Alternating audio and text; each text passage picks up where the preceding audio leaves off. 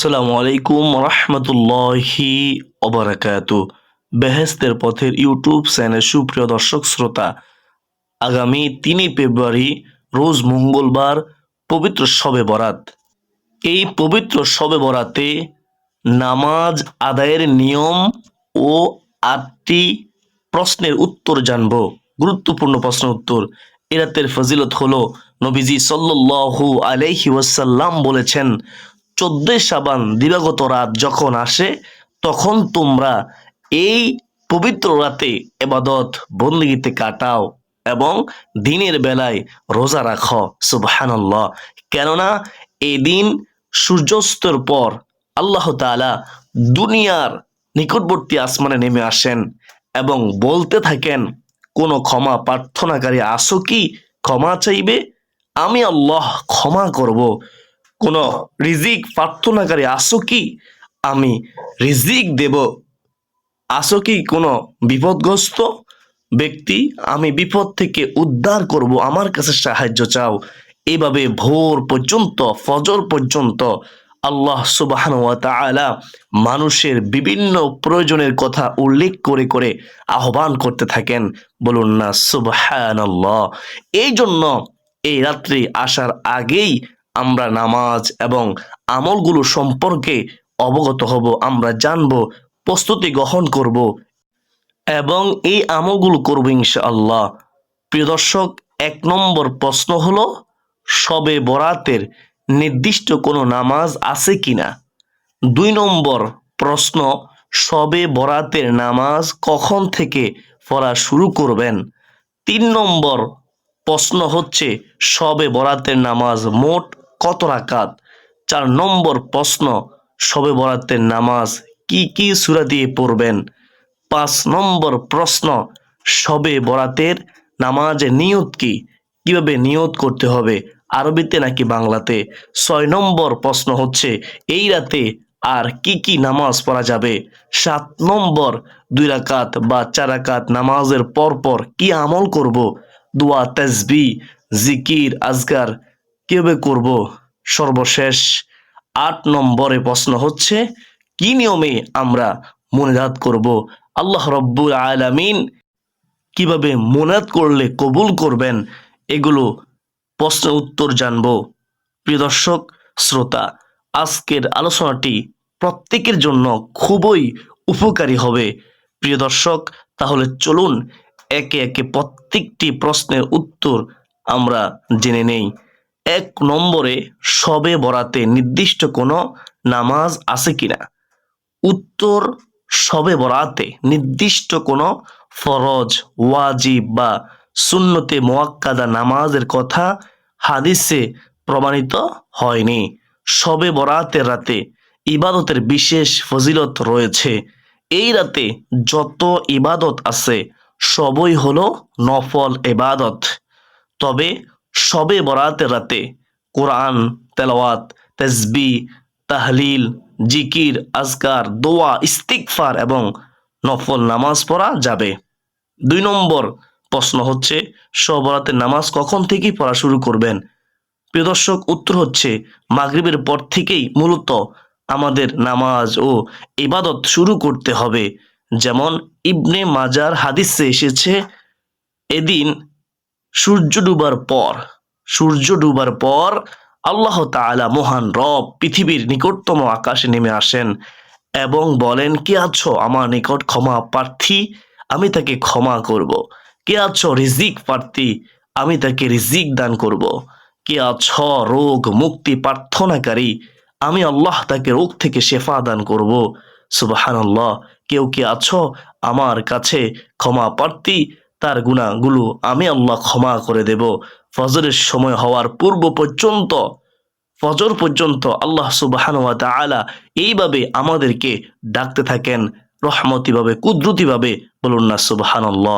এজন্য ফজর থেকে মাগরিব পর্যন্ত ইবাদত করব। ফজরের পর আমরা ঘুমিয়ে যাব আর মাগরিবের পর আমরা ইবাদত শুরু করে দেব ইনশাআল্লাহ। শবে বরাতের নামাজ মোট কত রাকাত? 3 নম্বর প্রশ্নের উত্তর হচ্ছে, অনেকে প্রশ্ন করেন শবে বরাতের নামাজের নির্দিষ্ট কোনো সংখ্যা নেই।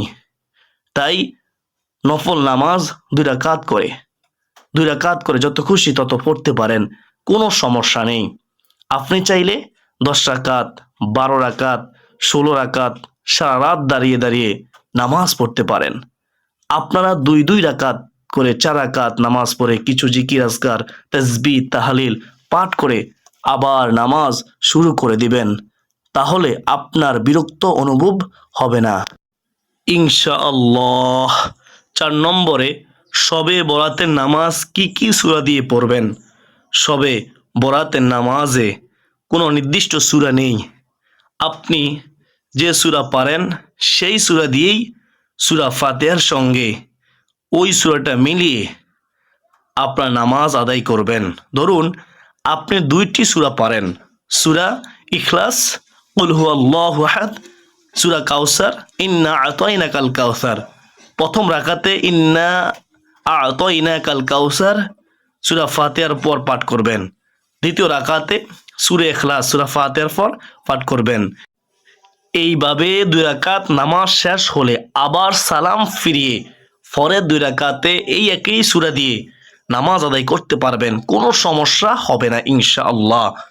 আপনার নামাজ সহি হবে। কোনো নির্দিষ্ট কোনো সূরা নেই এই রাতে নামাজ পড়ার জন্য।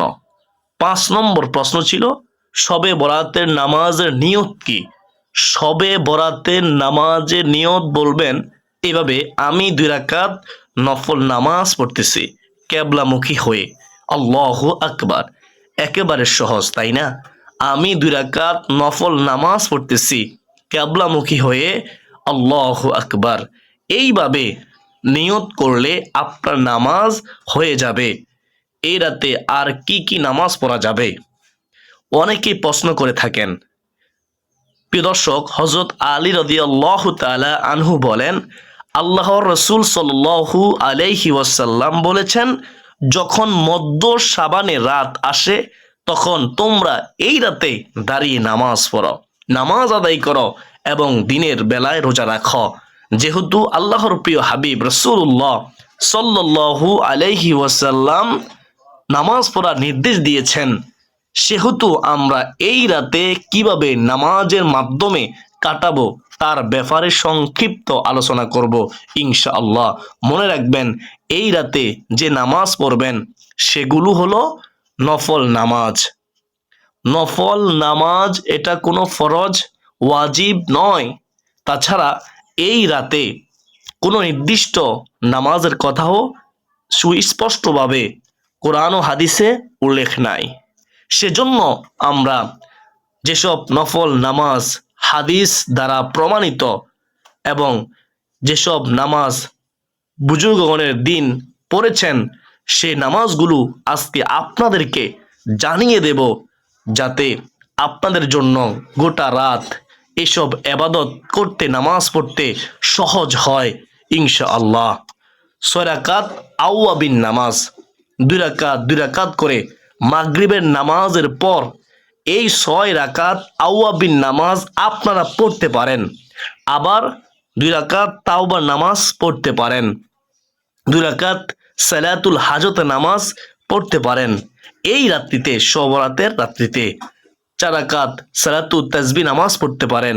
শেষ রাতে তাহাজ্জুদ নামাজ আপনারা আদায় করতে পারেন 2 রাকাত, 4 রাকাত, 6 রাকাত, 8 রাকাত পর্যন্ত। চাইলে 12 রাকাতও পড়তে পারেন। বেহেশতের পথের ইউটিউব চ্যানেলের সুপ্রিয় দর্শক শ্রোতা, যত ধরনের নফল নামাজ আছে, যতই নফল ইবাদত আছে, এই রাতে আপনারা সেগুলো করবেন, নামাজ পড়বেন, এই নফল ইবাদতগুলো করতে পারবেন, কোনো সমস্যা নেই। 7 নম্বর প্রশ্ন ছিল 2 রাকাত বা 4 রাকাত নামাজের পর কি আমল করবেন, কোন আমলগুলো করবেন, কি জিকির করবেন। প্রিয় দর্শক শ্রোতা, সেগুলো আজকে আমি আপনাদেরকে বলে দেব। 4 রাকাত নফল নামাজ আদায় করার পর এই জিকিরগুলো করবেন। 100 বার লা ইলাহা ইল্লাল্লাহ পড়বেন। তাওহীদের মূল কালিমা লা ইলাহা ইল্লাল্লাহ, এটা সর্বশ্রেষ্ঠ একটি জিকির। হাদিসে এর অনেক ফজিলত রয়েছে। আবু সাঈদ আল খুদরি রাদিয়াল্লাহু তাআলা আনহু বলেন, নবীজি বলেছেন, নবী মুসা আলাইহিস সালাতু ওয়াস সালাম একবার আল্লাহ তাআলার কাছে তিনি বললেন, হে আল্লাহ, আপনি আমাকে এমন একটি দোয়া শিখিয়ে দিন যার মাধ্যমে আমি আপনার জিকির করব এবং আপনার কাছে প্রার্থনা করব। আল্লাহ রব্বুল আলামিন বললেন, হে নবী মুসা, তুমি বলো লা ইলাহা ইল্লাল্লাহ। নবী মুসা বললেন, হে আল্লাহ, আপনার সব বান্দা বান্দি তো এই জিকিরটি করে, আপনি আপনার কাছে চাইলাম এমন একটি বাক্য যা একমাত্র আমি করব। আল্লাহ রব্বুল আলামিন নবী মুসা আলাইহিস সালামকে বললেন, হে মুসা, এই লা ইলাহা ইল্লাল্লাহ এটাকে তুমি ছোট মনে করিও না। এই লা ইলাহা ইল্লাল্লাহ যদি এক পাল্লায় উঠায় দেওয়া হয়, আর আমি আল্লাহ ছাড়া সাত আসমান সাত জমিনের মাঝখানে যা কিছু রয়েছে সব কিছু যদি এক পাল্লায় রেখে দেওয়া হয়, তাহলেও লা ইলাহা ইল্লাল্লাহ এর পাল্লাই ভারী হয়ে যাবে। বলুন না সুবহানাল্লাহ। লা ইলাহা ইল্লাল্লাহ এর যে কত ফজিলত আপনারা বুঝতে পেরেছেন। এজন্য এই জিকিরটা আমরা বেশি বেশি করব। হযরত জাবের ইবনে আব্দুল্লাহ তিনি বলেন, নবীজি সাল্লাল্লাহু আলাইহি ওয়াসাল্লাম বলেছেন, সর্বোত্তম জিকির হচ্ছে লা ইলাহা ইল্লাল্লাহ এবং সর্বোত্তম দোয়া হলো আলহামদুলিল্লাহ। মুয়াজ রাদিয়াল্লাহু তাআলা আনহু বলেন, নবীজি সাল্লাল্লাহু আলাইহি ওয়াসাল্লাম বলেছেন, যে ব্যক্তি খালেস অন্তরে একনিষ্ঠতার সঙ্গে লা ইলাহা ইল্লাল্লাহ বলবে, সে জান্নাতে প্রবেশ করবে। সুবহানাল্লাহ। ইতবান বিন মালিক রাদিয়াল্লাহু তাআলা আনহু বলেন, নবীজি সাল্লাল্লাহু আলাইহি ওয়াসাল্লাম বলেছেন, যে ব্যক্তি একবার আল্লাহকে সন্তুষ্টি করার জন্য লা ইলাহা ইল্লাল্লাহ বলবে, কিয়ামতের দিন সে এমন ভাবে উপস্থিত হবে যে তার উপর জাহান্নাম হারাম হয়ে গিয়েছে। সুবহানাল্লাহ, সুবহানাল্লাহ। আনাস রাদিয়াল্লাহু তাআলা আনহু বলেন, রাসূলুল্লাহ সাল্লাল্লাহু আলাইহি ওয়াসাল্লাম বলেছেন, কিয়ামতের দিন আল্লাহ তাআলা বলবেন, হে মুহাম্মদ, হে আমার দোস্ত, সৃষ্টির মধ্য হতে আপনার উম্মতের মধ্যকার এমন ব্যক্তিকে জান্নাতে প্রবেশ করান যে ব্যক্তি একদিন হলেও ইখলাসের সঙ্গে একনিষ্ঠতার সঙ্গে এই সাক্ষ্য দিয়েছে যে আল্লাহ তাআলা ছাড়া আর কোনো ইলাহ নেই, অর্থাৎ লা ইলাহা ইল্লাল্লাহ পাঠ করেছে এবং সে এর উপর মৃত্যুবরণ করেছে। সুবহানাল্লাহ, সুবহানাল্লাহি ওয়া বিহামদিহি, সুবহানাল্লাহিল আযীম। প্রিয় দর্শক, পরিশেষে যে ব্যক্তি সব সময় লা ইলাহা ইল্লাল্লাহ এর জিকির করবে, লা ইলাহা ইল্লাল্লাহ পাঠ করবে, আল্লাহ সুবহানাহু ওয়া তাআলা তাকে ঈমানের সঙ্গে মৃত্যু নসিব করাবেন ইনশাআল্লাহ। আল্লাহ তাআলা আমাদের সবাইকে যেন লা ইলাহা ইল্লাল্লাহ জিকির করার মাধ্যমে মৃত্যুর সময় কালিমা নসিব করেন এবং জান্নাত লাভ করার তৌফিক দান করেন। আল্লাহুম্মা আমিন। তারপর সুবহানাল্লাহ 100 বার পাঠ করবেন। সুবহানাল্লাহ কতবার পাঠ করবেন? 100 বার পাঠ করবেন। সাদ রাদিয়াল্লাহু তাআলা আনহু বলেন, রাসূলুল্লাহ সাল্লাল্লাহু আলাইহি ওয়াসাল্লাম তার সঙ্গীদেরকে প্রশ্ন করেন, তোমাদের কেউ কি 1000 নেকি অর্জন করতে সক্ষম? তখন তাদের মধ্যে একজন বলে উঠল, কিভাবে আমাদের কেউ 1000 নেকি অর্জন করতে পারে? এটা কিভাবে সম্ভব?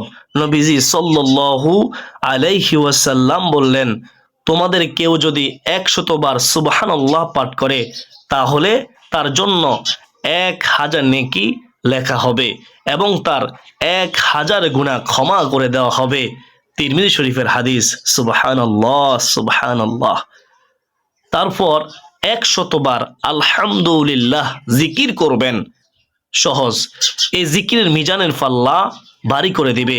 এই জিকির এত দামি, প্রিয়দিন মুসলমান ভাই বোনেরা, আবু মালিক আশআরী রাদিয়াল্লাহু তাআলা আনহু বলেন, নবীজি সাল্লাল্লাহু আলাইহি ওয়াসাল্লাম বলেছেন, ওযু হলো ঈমানের অর্ধেক।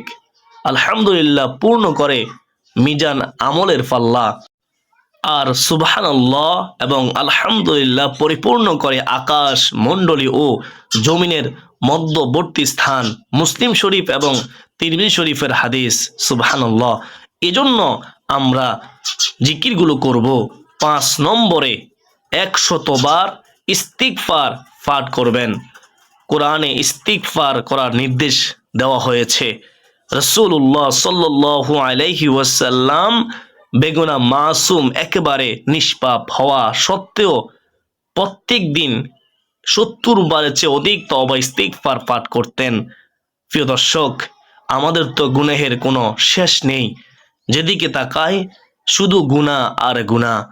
জান্নাতের আশা করতে পারি না, জাহান্নাম ছাড়ার উপায় দেখি না, তাহলে আমাদের প্রত্যেকদিন কত শত বা লক্ষ কোটি বার তাওবা ইস্তিগফার করা দরকার। একবার ভেবে দেখুন।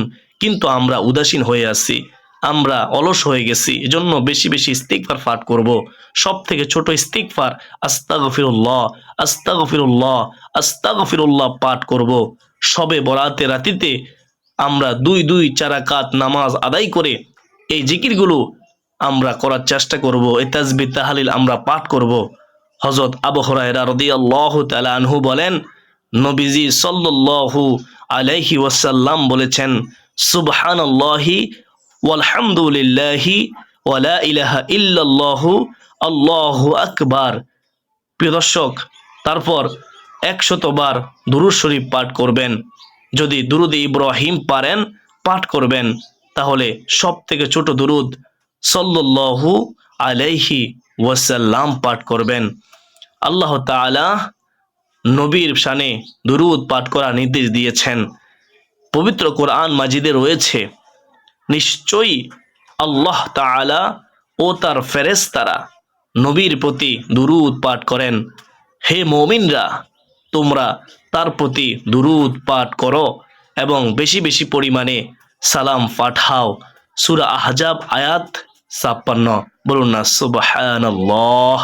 আনাস ইবনে মালিক রাদিয়াল্লাহু তাআলা আনহু তিনি বলেন, রাসূলুল্লাহ সাল্লাল্লাহু আলাইহি ওয়াসাল্লাম বলেছেন, যে ব্যক্তি আমার উপর একবার দুরূদ পাঠ করবে, আল্লাহ তাআলা তার উপর 10টা রহমত নাজিল করবেন, তার 10টা গুনাহ ক্ষমা করে দিবেন, তার মর্যাদা 10 গুণ আল্লাহ তাআলা দরবারে বৃদ্ধি করে দিবেন। বলুন না সুবহানাল্লাহ, আল্লাহু আকবার। এজন্য বেশি বেশি দুরূদ শরীফ পাঠ করব। সর্বশেষে সর্বরাতের রাতে কি নিয়মে মুনাজাত করলে আল্লাহ তাআলা মহান রব মুনাজাত দোয়াকে কবুল করবেন। মুনাজাত করার সঠিক নিয়ম, মুনাজাতের প্রথমে আল্লাহ তাআলার প্রশংসা দিয়ে শুরু করতে হবে। এই বলে প্রশংসা করা যেতে পারে, যেমন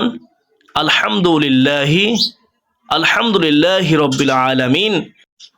সমস্ত প্রশংসা মহান আল্লাহ তাআলার জন্য, যিনি সমস্ত জগৎসমূহের প্রতিপালক।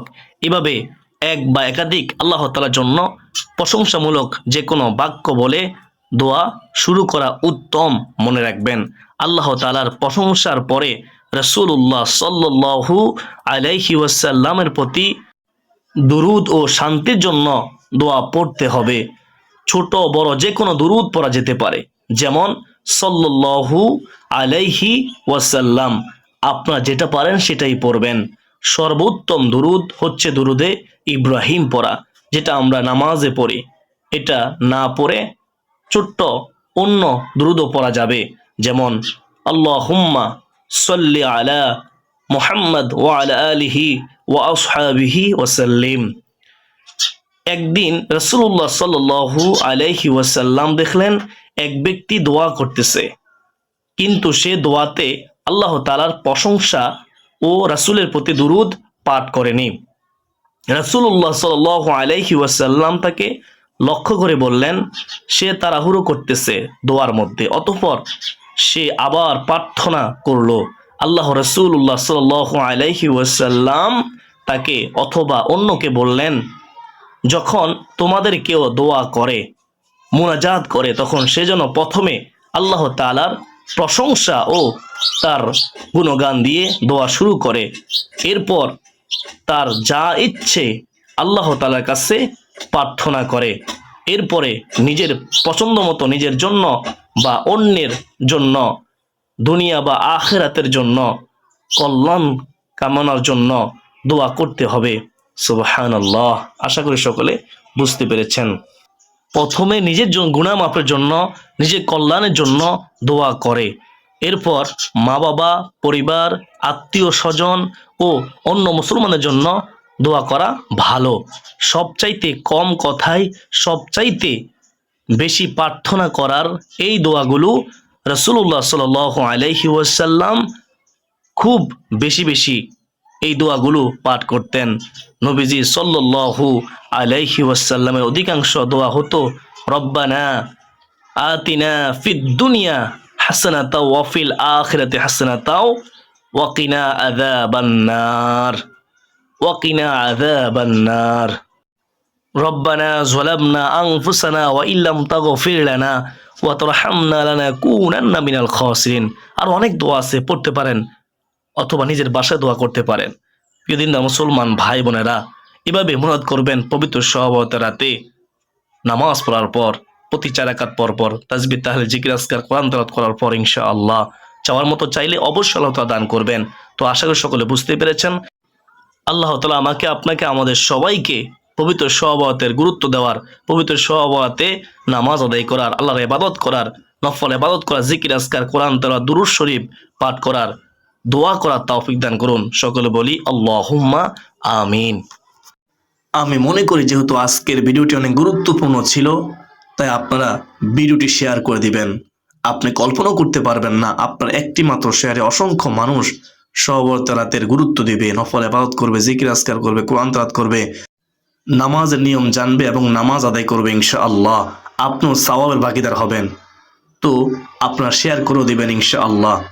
আসুন এই পর্যন্তই। সকলে সুস্বাস্থ্য কামনা করে বিদায় নিচ্ছি। আবারও দেখা হবে অন্য কোনো দিন অন্য কোনো গুরুত্বপূর্ণ আলোচনা নিয়ে ইনশাআল্লাহ। ওয়া মা আলাইনা ইল্লাল বালাগ। আসসালামু আলাইকুম ওয়া রাহমাতুল্লাহি ওয়া বারাকাতুহু।